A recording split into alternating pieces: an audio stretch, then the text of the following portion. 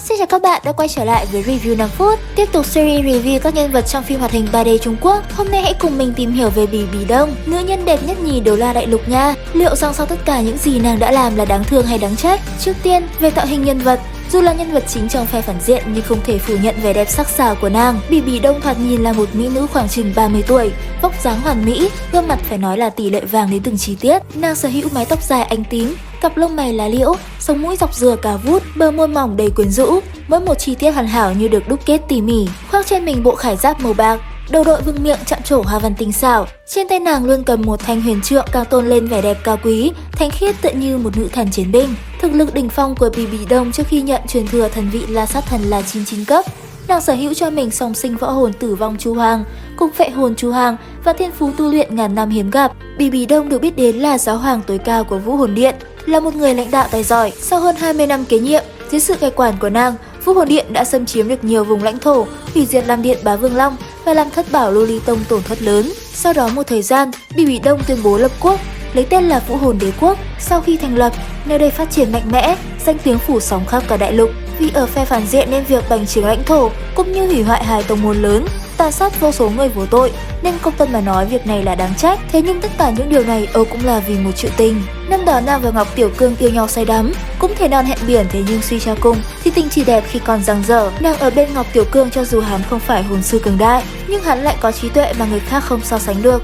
Khuôn mặt đại sư sở dĩ cứng ngắc như vậy cũng là bởi vì Bì Bì Đông rời đi, từ đó về sau hắn liền không còn cười. Cuộc tình này của nàng không được Thiên Tầm Tật, sư phụ lúc đó của nàng ủng hộ. Mặc dù thế, Bì Bì Đông vẫn nhất kiến trung tình, quyết tâm dứt áo, muốn bỏ đi cùng người mình yêu.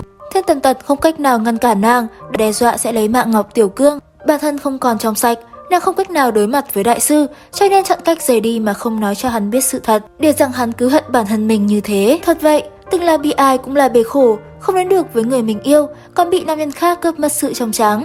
Bì Bì Đông đã ôm hận trong lòng, quyết tâm trả thù cho bằng được. Thời gian không lâu sau đó, trong quá trình đuổi bắt mẹ Đường Tam là A Ngân, Thiên Tầm Tật đã bị Đường Hạo đánh trọng thương. Nhân cơ hội đó, Bì Bì Đông đã lấy mạng hắn và thôn phệ hồn lực của hắn. Cũng từ đây, Bì Bì Đông đã tiến sâu vào La Sát bí cảnh. Ngay cả Thiên Đạo Lưu 99 cấp cũng không thể nhìn thấu được sức mạnh thật sự của nàng. Sau khi Thiên Tầm Tật qua đời, nàng đã thay hắn kế vị, từ đó lên làm giáo hoàng tối cao của Vũ Hồn Điện. Nhiều năm sau đó, trong quá trình liệp sát hồn thú để tìm kiếm hồn hoàn thứ 9, Bì Bì Đông đã lấy mạng mẹ của Tiểu Vũ, là hồn thú 10 vạn năm hóa hình, và cũng từ đây, mối thù của Tiểu Vũ với Bì Bì Đông đã bắt đầu. Mối thù ấy càng nặng nề hơn khi trong cuộc thi đấu tinh anh toàn đại lục, Tiểu Vũ đã bị lộ thân phận là hồn thú 10 vạn năm.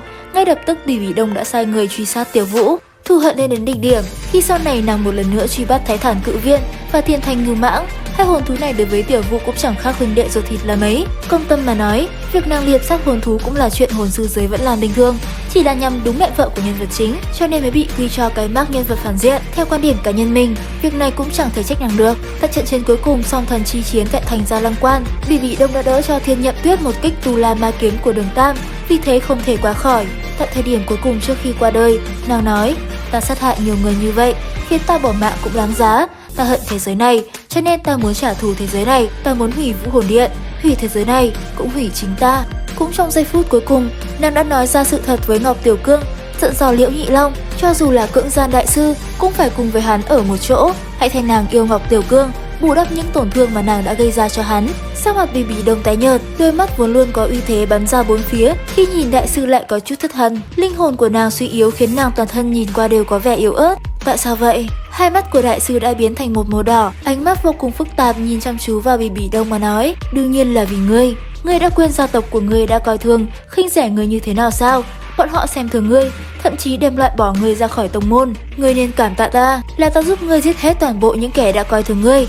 Liễu Nhị Long cũng có thể cảm tạ ta, không còn gia tộc ngăn cản, chẳng phải các ngươi sẽ không còn bất kỳ ngăn cản đến với nhau sao?" Nói ra sự thật này, nàng khiến ai cũng đều nghẹn họng. Suy cho cùng, Bì Bì Đông cũng là phận nữ nhi thường tình, làm tất cả vì người mình yêu. Cuối cùng, Bì Bì Đông thỉnh cầu Đường Tam tha mạng cho Thiên Nhậm Tuyết cùng Hồ Liệt Na, nói cho họ biết đừng nghĩ đến vì nào mà báo thù. Điều hạnh phúc nhất của Bì Bì Đông trước khi lìa xa nhân thế chính là được Thiên Nhậm Tuyết gọi mình một tiếng mẹ và được người nàng yêu ở bên cạnh những phút cuối cùng. Tuy nàng là nhân vật phản diện tàn ác gây ra nhiều thương đau, nhưng suy cho cùng chính nàng lại là người đau khổ nhất, đáng thương nhất. Video đến đây là hết.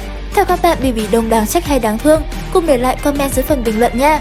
Xin chào và hẹn gặp lại các bạn ở những video tiếp theo.